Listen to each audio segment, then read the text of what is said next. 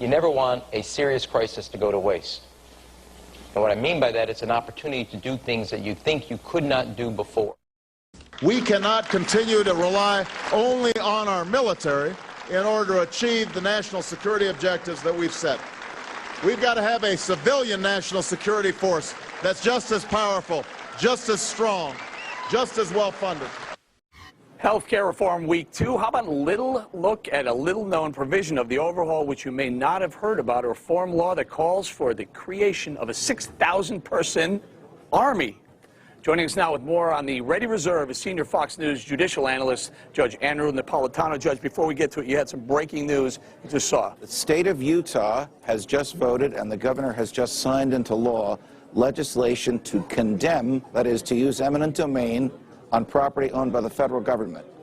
This will be the first time in American history that a state has taken property from the federal government against its will by paying them for the property. Rock on. As the feds have been doing for 230 years to the rest of us. All right, Judge, let's just jump right into the segment now. The 6,000-person Army, constitutional? If the government needed more physicians, and I don't know why the government needs physicians, but if the government needed more physicians, they could hire them. They could work in the Public Health Service, which is in the Department of Health and Human Services, or the Center for Disease Controls, which is also in the Department of Health and Human Services. This legislation says that they will train with the military. And if the president wants them to, they will have the powers of the military. This also lets the president take National Guard away from governors when there is no wartime. Right now, there must be a war for the president to take the National Guard away from governors against the will of the governors. So it is very scary that the president would have this private army, that some of it would be funded by the states and some of it funded by the federal government. Why does he need an army? Governor, to help keep us healthy? Judge, as you look at that, first of all, I mean, as I hear people talk about this stuff, I wonder if I need to go put on my tinfoil hat, because that's what I start wondering is, we've been hearing that we're starting FEMA camps for the last 5 years. That hasn't happened. Well, you know, how serious do we need to take this? If someone had said to me, why didn't you read the whole bill? Well, I read portions of it. I didn't see this in there when I read it. This is just 2 pages of 2,700 pages. We don't know how the bill was written, but we do know this. There is no one person in the Congress who read the entire bill on the Democratic side, or we would have known about this. Even the Republicans who read the bill did not raise this issue. Question, what else is in there that wasn't debated and that we don't know about and that is now the law of the land? Did the president know this was in there when he signed it into law? Wait, and those are all great points, but these 6,000 people are being hired just to get the word out. They're not going to Afghanistan anytime soon. So they will have the powers. They can't go to Afghanistan. Right. They can only stay in this country, which makes it even more fearful. Yeah. Because right now, the United States military may not be used by the president for any purpose in this country. But this group of 6,000 people, or however big it gets, can be used by the president for domestic purposes. Why do doctors need to have uniforms and guns? Physicians brandishing guns to get the word out. I don't know why we need that in America. I don't know why we need that anywhere. The concern isn't that a physician has a gun. The concern is that there's a 6,000-person army or 60,000-person army that may be at the disposal of the president to use however way he... Is it defined how these people can be used? No. In fact, the language is intentionally vague. And there's terminology in there with which we're unfamiliar, like reserve corps and regular reserve. These are phrases that are flexible. Regular reserve could refer to the National Guard. It could refer to something that we don't know what it means. But the concept of a domestic military, which the president once called for before he was the president of the United States. He said to help the government help the people. Hey, I'm from the government. I'm here to help you. The 9 most dangerous words in the English language, according to President Reagan. Including when Reagan speaks, though. Yes, including when anybody with this kind of power speaks. Who knows what they'll do with it? Why do they need a military like this? Judge, I'll tell you something else that's a little kinky. The Constitution prohibits funding the military for more than 2 years at a time. This thing is funded for 4 years.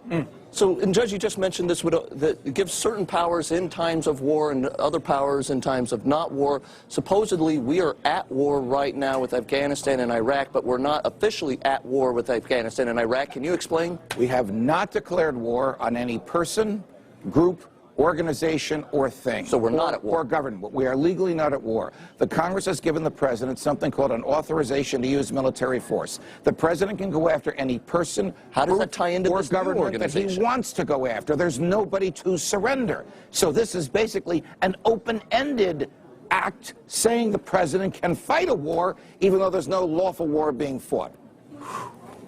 Hey, Judge, is it possible? Do we know who put this provision in? No, we don't know who put the provision in. We know this.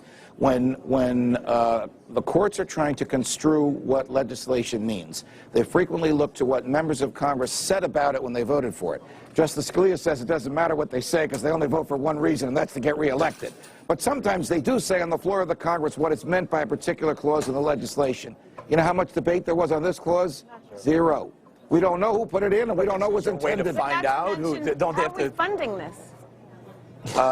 $12 million and $5 million appropriated in the same legislation that creates the Army. The rest by the states from whom these soldiers are taken against the will of the governors. Judge, this is scary stuff, Judge. It is scary that the sort of fundamentals of our government would be altered by ordinary legislation. Guess what? The Congress doesn't let the Congress do this. This is another thing for the courts to look at and hopefully, please, invalidate. Must be a fingerprint, Judge. There has to be someone's fingerprint on this. In fairness to your question, this thing just came to everybody's attention today. Somebody's going to come out of the woods and say, I put it in, and here's why it's there. But nobody can say, here's why I voted for it, because those characters didn't read it before they voted for it. Judge, we love having you on. You never want a serious crisis to go to waste. And what I mean by that, it's an opportunity to do things that you think you could not do before. We cannot continue to rely only on our military in order to achieve the national security objectives that we've set. We've got to have a civilian national security force that's just as powerful, just as strong, just as well funded. The idea of universal citizen service. You have to participate. Well, you have to, in a sense, it's required of everybody. Citizenship is not an entitlement program. It comes with responsibilities. I pledge to be a servant to our president. I pledge to be a servant to our president. To be a servant to our president. To be a servant to our president. Obama speaks on race America. Yes, we can. Embrace burdens of our past, never the victims of our past. Yes, we can. Because of Obama, I am inspired to be the next doctor. Obama's healthcare plan will include coverage of all essential medical services. Obama's We're gonna spread happiness. We're gonna spread freedom. Obama's gonna change it. Obama's gonna lead 'em. We're gonna change it and rearrange it. We're gonna change the world.